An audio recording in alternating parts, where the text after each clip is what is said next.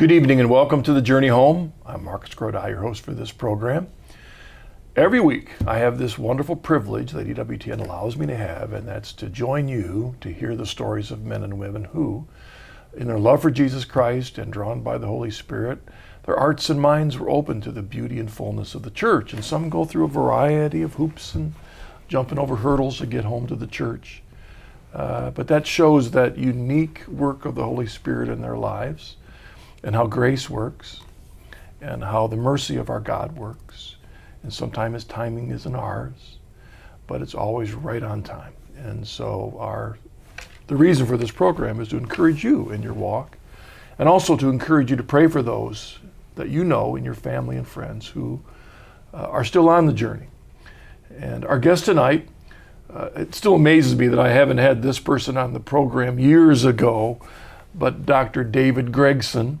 He's a former Presbyterian and Anglo-Catholic who works for EWTN, has been with EWTN for what, how many years, Dave? 15. 15 years in the Theology department, making sure that I'm online.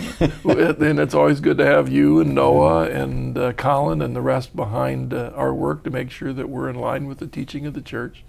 But I don't know why it's taken so long, David, to get you on the program, but guess what? Welcome to The Journey Home. Thank you. It's good to have you here.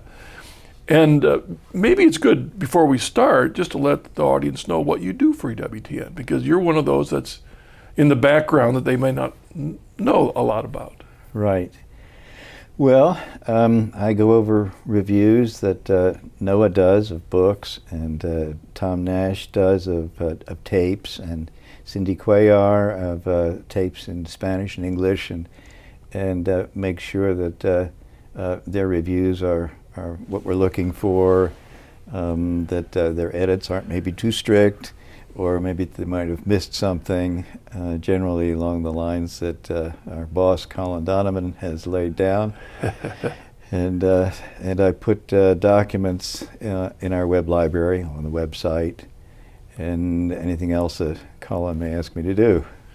I mean, what this does, audience, is it helps you see that EWTN is more than just a television network, though of course it is that, which is a blessing of the Lord, and radio, but EWTN, shortwave, but also documents. But on top of that, every guest on EWTN, not every guest, but a large majority of the guests may have written a book or an article or done a talk on a tape. And so we want to make sure that if we feature that book, whether it's in the catalog, EWTN catalog, or if we mention it on the program, that it's in line with the teaching of the church. Right. That's the goal. We want to make sure that we can recommend that anyone picking up anything that EWTN has endorsed or recommended is a faithful document, faithful book, faithful tape. Right. And that's why you're there, and make sure that I don't say stupid things on the journey home. at least none have been noted so far. Right, or at least it wasn't heretical. It may have been stupid, but at least it wasn't heretical. So you let it slip by, which is just fine. That's 17 years. So it's been good working with you, David. But it took too long to get you here on the program. I know I've had Noah, your partner, many years ago. Yes, so. yeah. What I normally do, as you know, is get out of the way as soon as I can and invite you to help the audience understand your spiritual journey. So go way back to the beginning and give us a snippet. Okay. I was raised in a Protestant family. My father was a Presbyterian minister. He was a very learned man, very well versed in the Bible, as was my mother. As a matter of fact, I believe they met at Philadelphia School of the Bible. Oh, okay, sure. And when I was born, he was preparing for the ministry. He had a number of different churches, and as a consequence, we moved around a bit. And that meant that my family was very close-knit. We would change schools a lot, and as a consequence, we relied on each other for our fellowship and our fun. And we had very loving parents, both of them, and they taught us the faith from their perspective. My mother would quote Bible verses to us, usually when we were bad. Be ye kind one to another. All liars shall have their place in the lake of fire. Verses like that stuck with me. But anyway. Now, let me ask, the audience may not realize this, but Presbyterianism is quite wide. Yes. As there are a number of at least 9 different Presbyterian denominations in America, and the theology is quite wide. Yeah. Where would you? He was in the United Presbyterian Church, Okay. Which was more conservative then than it is now, by far, although it was beginning to go awry. Yeah. And my father had doubts about whether he'd be able to stay with it, but he died before the decision became crucial. So he would have been then a faithful Presbyterian, and one who would have passed on then the faith to you. Right, yeah. And when I was in school, in grammar school, I had a number of Catholic friends. And I was kind of fascinated by the part that their religion played in their lives. I would see their rosaries, and I would want to look at them closely. And there was something about Catholic art that appealed to me. The pictures on the walls of the churches that I went to as I was growing up were pallid in comparison. Sure. There was something in Catholic art that stirred my emotions. I remember someone had left a rosary in a church in Montclair, New Jersey, and my father had brought it home and put it in a drawer, and I would look at the crucifix, and it just fascinated me. And there were movies that were made Sure. by Father Patrick Peyton, Rosary Crusade movies about the Passion of Christ or something in Christ's life. And I watched them very avidly, and they left an impression. As I was growing up, it was impressed on me that I had to be careful in how I conducted myself, particularly in the small town in northeastern Pennsylvania where my father had his last church, because I wasn't to do anything that would impact negatively on his ministry. So I felt the weight Which of is that one thing that PKs are always supposed to do, but they don't always do very well. I know. I was very good at it. But as a consequence, I looked forward to leaving home. And my father's intention was that his boys, I had 3 brothers and a sister, should all attend Reformed Episcopal Seminary before going to college. Now, they had a program which allowed you to take their coursework, and but you wouldn't get a degree until you had finished college. So you could go there first, and then go to college and come back and get a Master of Theology, I guess it was. Oh, interesting. Yeah. So I did. I went to Philadelphia, and I did very well the first half of my first term there. But with my newfound freedom and a friend that I met working at the Presbyterian Ministers Fund between classes, my social life perked up, and I became more interested in it than I was in my studies. One thing that had been impressed on me by my parents and by my grandmother, that I shouldn't date a Catholic girl. Oops.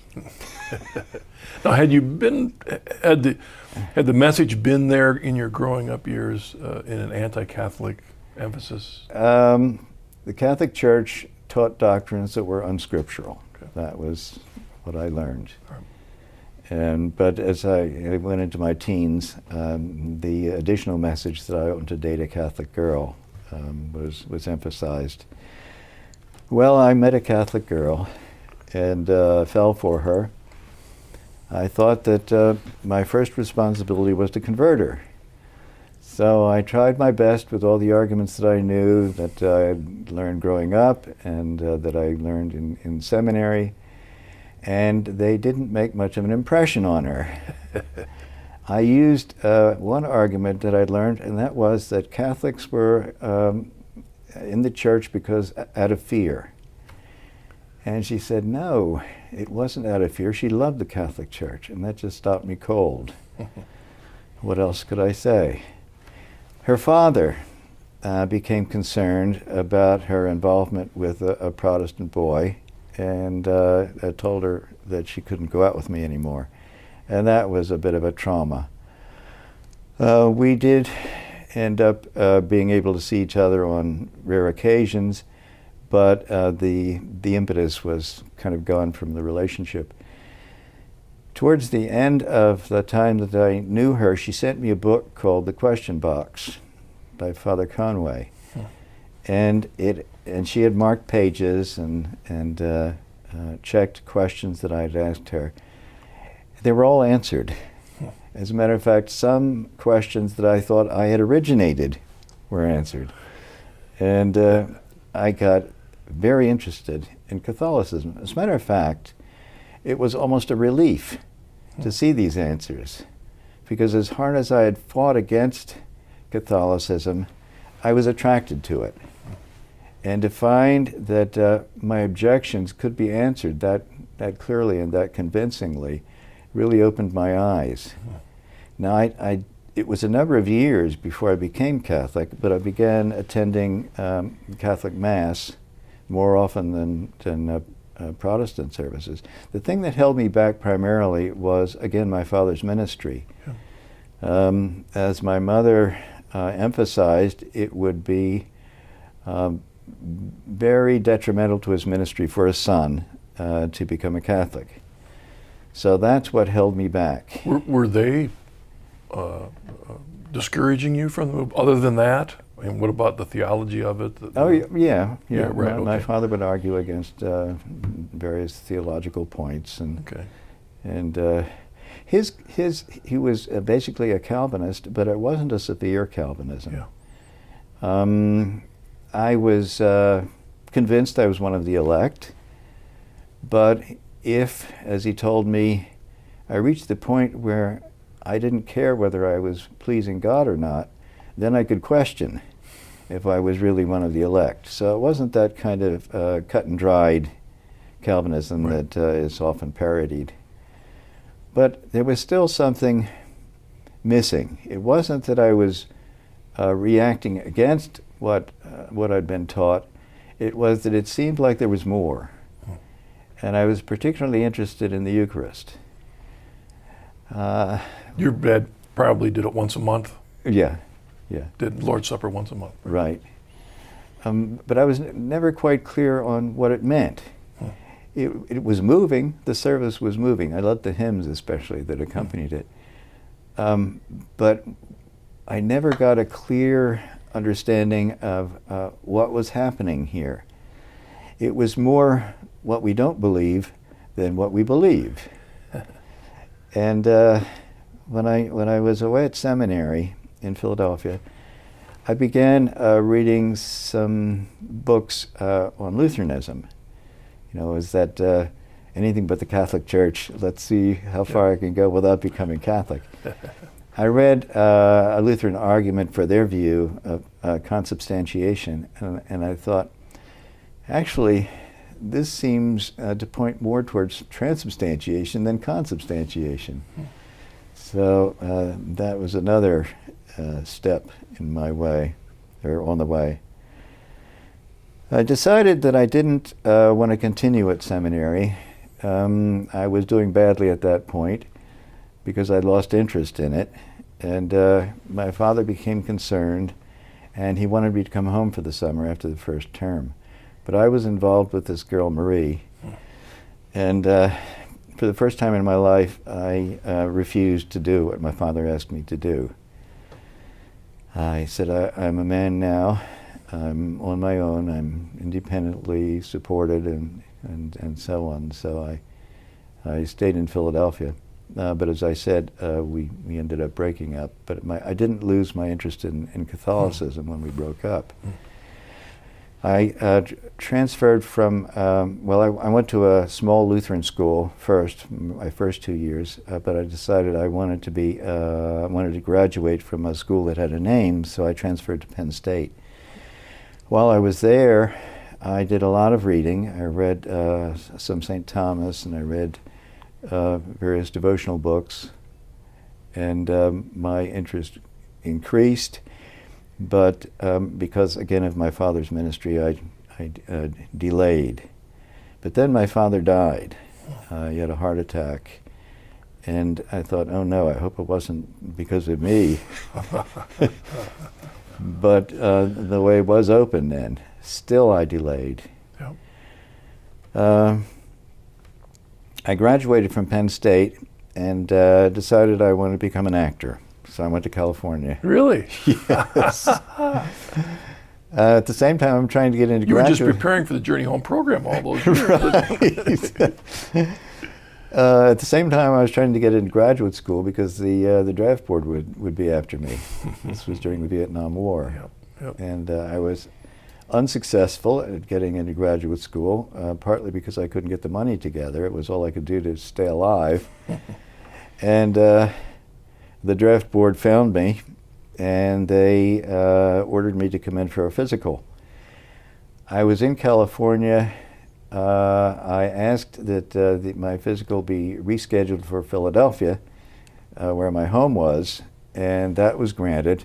So I quickly, as quickly as I could, drove back to Philadelphia and enlisted in the Navy. I figured if I'm going to be in the service, I don't want to be on the ground during the war. During that war, particularly, yeah. So I went into the Navy.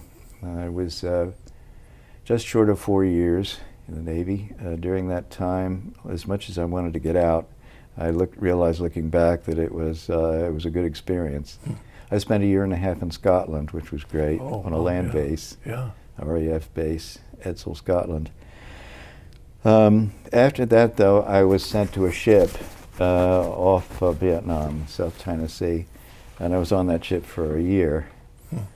Not a great experience, but I did get to see some foreign ports, Hong Kong. Were you active in your still Presbyterian faith during all that time? I was going to Mass. Oh, okay. Yeah. After my father died, my mother moved down to Willow Grove, which is outside Philadelphia, because 3 of her boys were working in Philadelphia at that point, and she had a brother living also in Willow Grove, and so that was an obvious way for her to go. And I would live at home there when I was out of school for the summer. And when I was at home, I would go to a Presbyterian church with my family. Sure. But when I was away from home, I'd go to Mass.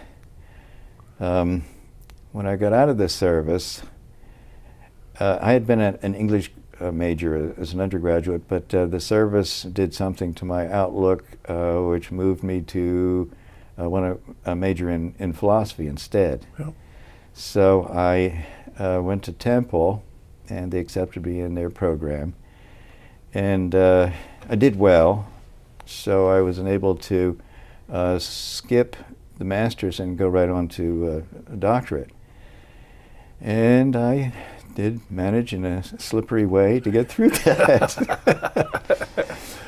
But I realized after finishing my dissertation, which was on St. Augustine, and there was nobody in the department that really could advise me on that, so I was on my own, and that was fine with me. As a matter of fact, my advisor had kind of turned thumbs down on a title that I wanted for it, which was A Trinitarian Theory of Knowledge, St. Augustine's Response to Skepticism. He said, nobody would want to read it. So I said, that's the title I want. And I got through my orals, and so I had my PhD. I applied to different schools for a teaching job. I couldn't find one, and I realized that I didn't particularly want to teach philosophy for the rest of my life. It just didn't seem that important. I wanted to do something more closely related to the faith. Yeah. I thought about joining the Augustinian order at Villanova, but I knew that I wanted a wife, and so I thought, what am I going to do? I prayed and asked the Lord, if you don't want me to become an Augustinian, send me a wife. And it was almost like a threat. He sent me a wife. My mother, at whose home I was living at the time, while I worked on my dissertation, she just supported me so I could give it full time, would rent out rooms to young people that were recommended to her by her church. And Cindy was one who rented a room there. So it was about a month after I made that prayer, my wife showed up on our doorstep. She was a Bible Presbyterian, which is a very strict, exclusive. Even more, very, yeah. Yeah. And are they more staunch 5-point Calvinists also, or yeah. Okay. Yeah. All right. And we got along very well, but she had no sympathy for my Catholicism. But I did take her to Mass with me a few times, and I would go with her to a local Presbyterian church, not Bible, it was United. And we became closer and closer together, and at a certain point I asked her to marry me, and she agreed. And I thought, I've got a Presbyterian wife-to-be. I really still want to be a priest, but I can't be a priest with a wife. So I began looking around. I would listen to a program on the radio coming home from Mass, which was an Episcopal service, and I liked the liturgy. And I read about a group which had left the Episcopal Church with the goal in mind of eventually coming into communion with the Catholic Church. And I thought, maybe that's the answer to my problem.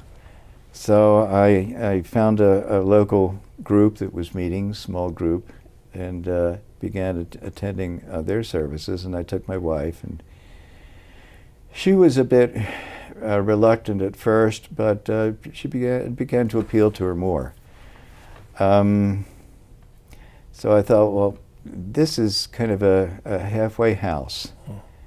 And as she became more and more comfortable with Anglicanism, I thought maybe I'll apply to their small seminary. I was uncomfortable with the thought, I should mention that I had become Catholic before I met her. Before you met her, okay. Yeah. You'd actually come into the church. Right. This was while I was in graduate school. Okay. I was received on profession of faith. My baptismal certificate was received, and I was quite faithful. So while you were living with your mother, yes, she knew you'd become Catholic. Yes, and, she didn't understand it, but she knew I loved the Lord, and that was her primary concern. So I did apply to the seminary. I was working at a local hospital where my mother was a secretary. She took that job after her husband died and moved down to Willow Grove. And I worked there while I was in graduate school, and or when I had time anyway. So anyway, I applied to. I was uncomfortable with leaving the Catholic Church, but I told myself I really wasn't leaving. I was just going on a missionary journey. This is rationalization. At one of our part of it was to keep your wife happy, or find an option where you both could be on the same page. That's right. That's what I wanted to do, and I was hoping that this body had apostolic succession. I knew that Anglicanism in general had been rejected by Leo XIII as far as having the genuine, valid priesthood. But this group could trace their lineage through the Polish National Catholic Church, and so I thought, well, maybe there's a chance that it got through. So that was my another rationalization. I went through their seminary program, and my wife was pretty comfortable by that time with it was Anglo-Catholicism. It was high church. Yeah. And I got ordained in that church, and I had 2 parishes, and I worked in them for 2 years. And then they wanted me to come up and teach at their small seminary in Liberty, New York. We moved up there, and my wife got a job at the seminary, working in the office. But things got a little shaky when a church splits off from another church or an ecclesial body. They tend to keep on splitting, and I ended up on the wrong side of a split and lost my job teaching there. Maybe I'm too far ahead in my story at this point. Well, no, I'm not sure, but I should go back to what prepared me to become Catholic in the first place before I left to come back. When I got out of the Navy, I had about 3 months before graduate school began. And I did a lot of reading, some of which was St. John of the Cross. Oh, sure. And under the influence of St. John, I began doing a half-hour meditation a day. And I would put my fingers in my ears and close my eyes and try to reach the Lord. And at one point, and I would yearn towards him with my heart. And at one point, it was as if he was coming closer to me out of the darkness of my closed eyes. And I could feel him coming closer, and I could feel it in my heart.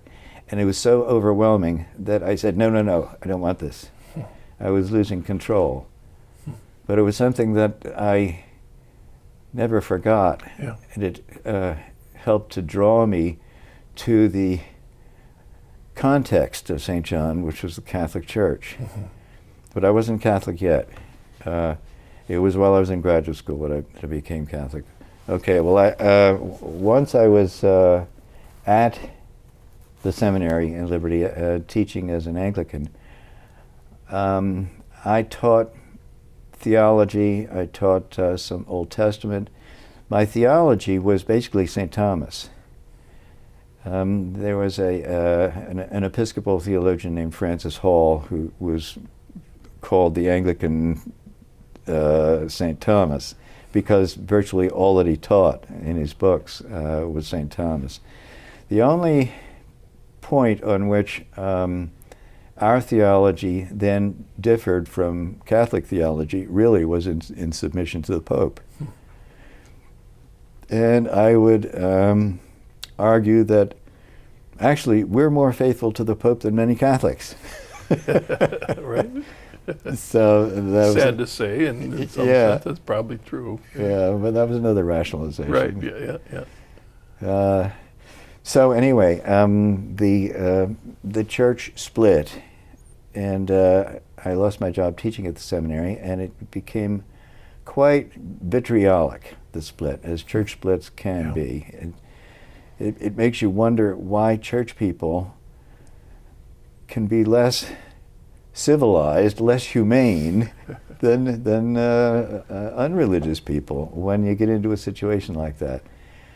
I was collecting unemployment benefits, and because I reported that the seminary had been closed, and therefore I'd lost my job. Right. But the people on the other side, who had now had control of the seminary, said no, I wasn't eligible for those benefits because I'd been fired. So it went. It was legally adjudicated, and it turned out that not only would I no longer obtain benefits, I had to pay back everything that I'd collected. Wow. So my wife and I were in a bind. I had a small parish in Poughkeepsie. I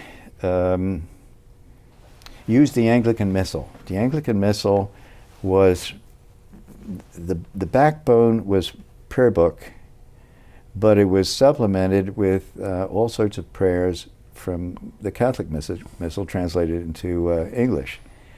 And they also had a prayer of consecration, which was a translation which had been done back in Henry's time of the Roman canon.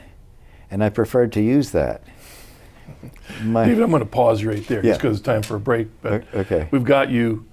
We're pausing right when you're at a low point in your journey, right? I mean, you're enjoying your little pastorate there and using Catholic things, but you've lost your teaching position. And right. Why don't we pause there, and we'll get back just a moment with Dr. David Gregson and his journey. We'll see you in just a minute.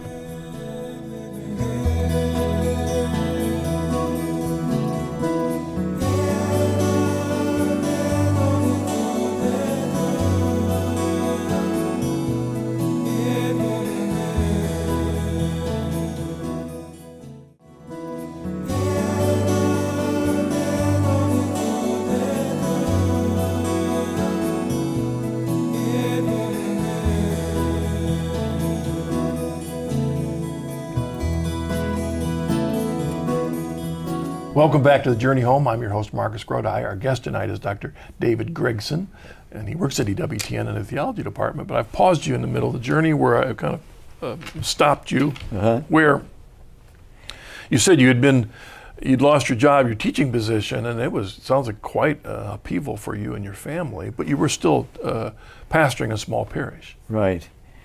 I preferred to use the English translation of the Roman canon, the first prayer of consecration in the Catholic Missal.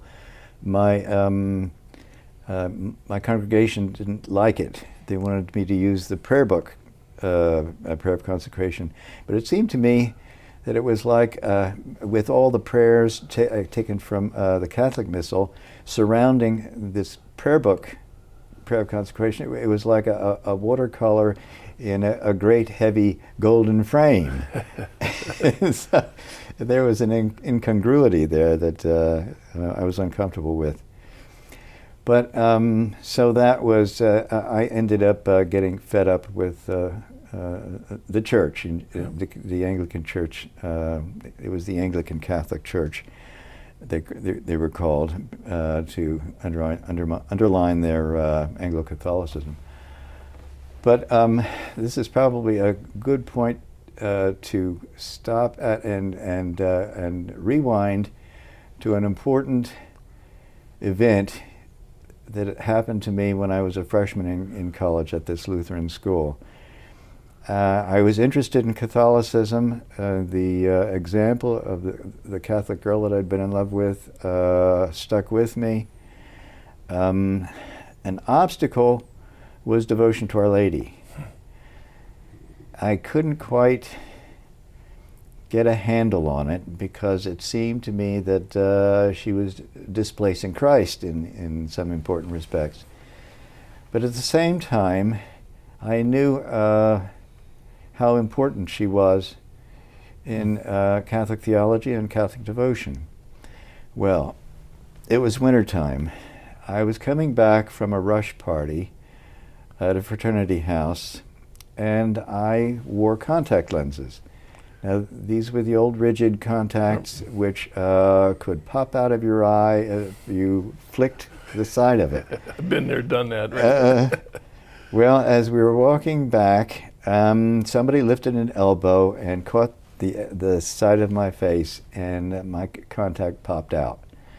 It was night, there was snow on the ground, I had no glasses, no insurance to cover my lost contact, and I thought, what am I going to do? Here I am at college, I'll be seeing with one eye, and I don't know how I'm going to do it. We looked around in the snow for a few minutes, but it was dark and there was no way we were going to find it. So I went back to my room and I thought, I'll pray to Our Lady. Pray to Mary is the way I thought it. And ask for her intercession. And I got down on my knees and asked her to please help me find my contact lens. And I went to my coat. And it was a winter coat, and I looked through it, and I lifted up the flap on one of the pockets and looked in the pocket, and there was my contact. The flap was down. I have no natural explanation for how it got in there. It was a small miracle, but I was convinced it was a miracle. Yeah, yeah. And God works that way. It was a miracle for you. Yeah. I mean, it was a miracle for yes. Yeah. Right. And that was probably the first time I really began to rely on her intercession.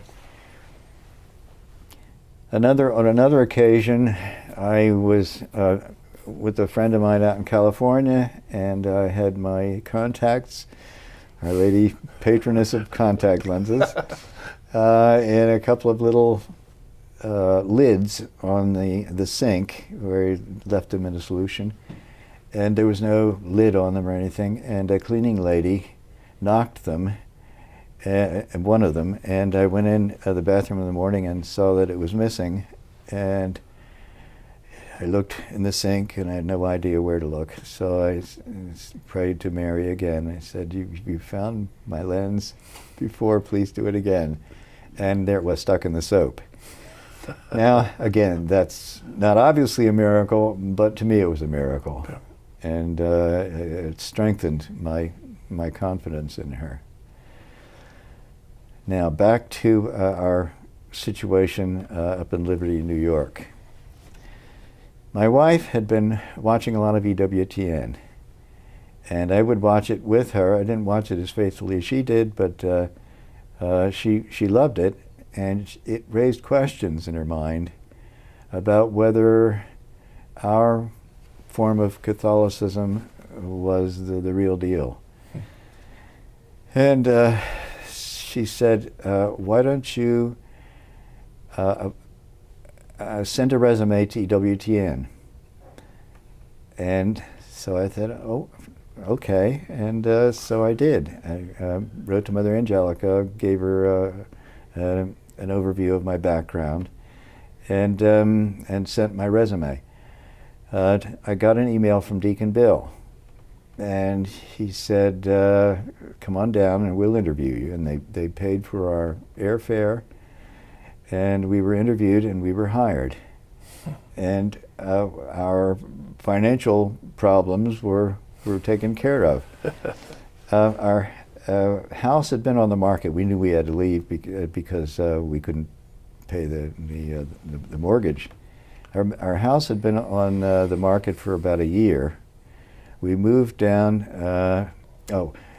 We contacted a realtor, and our only requirement was that it be as near as possible to EWTN.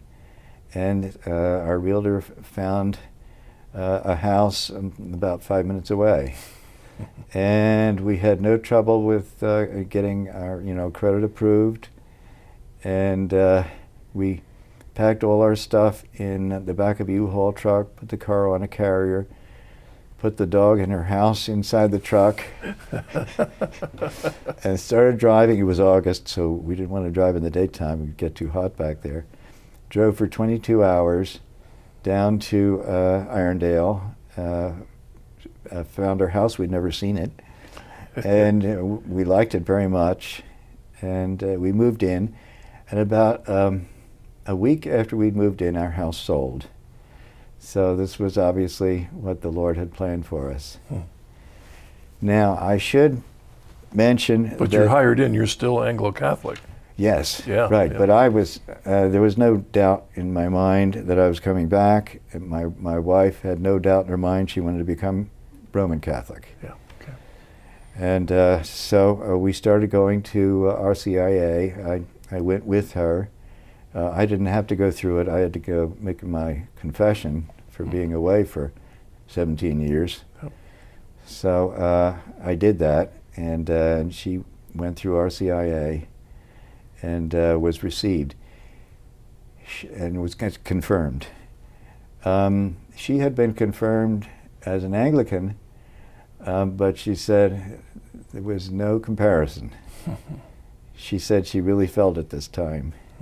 And from the time that we got to EWTN, she became more and more devout. She jumped in with both feet, and I couldn't keep up with her. She would get up at 4 o'clock in the morning and pray. And devotion to our Lord and His Passion was her favorite. I think she was reading St. Bridget, and she would commiserate with him, compassionate with him in his sufferings. And she had difficulties sometimes because she was so rigorous with herself, and I would have to try to calm her down. And anyway, she had questions as to what her mission might be. And she was working at Religious Catalog, but it didn't seem to be enough of a mission for her. Well, she was diagnosed with ovarian cancer after we were there about 4 years. And this was satisfying to her because it seemed to her that this was her mission. And we would pray that she be healed, but she would always put in the proviso, if it's the Lord's will. She wasn't anxious to be healed. She wanted to do this for the Lord. As she expressed to her mother, who's still a Presbyterian, He did this for me, I could do this for Him. She was practically revered by her co-workers because of her devotion. She would spend daily time in the chapel in adoration. And anyway, when she was near death, we had Father Mitch Pakwa, and he gave her last rites, and brought the Blessed Sacrament in the precious blood, and left it there so I could communicate her when she was able to receive. And I said to her, Jesus has come to be with you. And she said, no, Jesus has come to invite me to be with Him. Near the time of her death, her eyes were fixed on the crucifix on the wall opposite her hospital bed, which had been moved into the house, and she was talking. And I didn't hear what she said, but I know she was speaking to the Lord. Yeah. And when she died, I was so proud of her because I felt like she had graduated. And she had gone through this so well, and I knew she was with the Lord at some stage in her journey, whether in heaven or on her way. So I continued at EWTN, working in the Theology department, for which I'm very grateful. It's a wonderful job. Yeah. It's a wonderful family. I was going to say the environment there is blessed, but I mean, even especially for you and your wife, Yeah. To help her understand. Well, talk a bit about how the Catholic understanding of suffering was helpful for your wife and yourself during her difficult time. Protestants, I don't think, have enough of a grasp of the meaning of suffering to be able to account for it, to be able to find meaning in it when they have to undergo it. Yeah. There's a tendency to either ask, what have I done? Is this a punishment? Or I must just trust. This is the Lord's will, and I must trust Him. That's the best they can do. But the idea of suffering being something that they can offer, that they can unite their sufferings to the suffering of Christ, and it takes on a real value, sometimes for the salvation of others. And they can offer their sufferings for individuals. Yeah. They can offer their sufferings for souls suffering in purgatory, for whom there's no one to pray. And Cindy did that.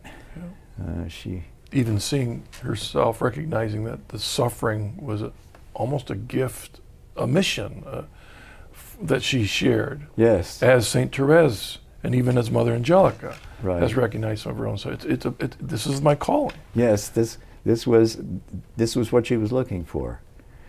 There was another lady who had cancer, who was a regular at Mass in the morning, and Cindy would comfort her and pray with her.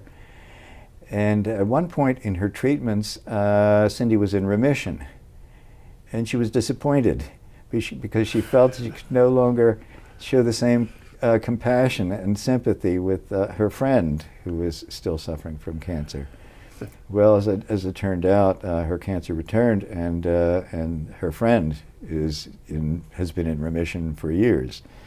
So it was she who really went the whole way. It reminds me a little bit of Saint Ignatius on his way to Rome, to face his martyrdom, and he's accepting it. Oh, right, yes. This is my calling. Deliver me from the teeth of the lions and so on. Yeah, I know. Accepting that very thing. We have an email. Jeff from Michigan writes, could Dr. Gregson comment on how a Catholic can respond to the Calvinistic view of salvation? He says, I have a number of friends who come from that background, and I never quite know what to say. Well, there are verses in the Bible, of course, which they will quote as supporting their position that God has chosen the elect from all eternity, and only they can be saved.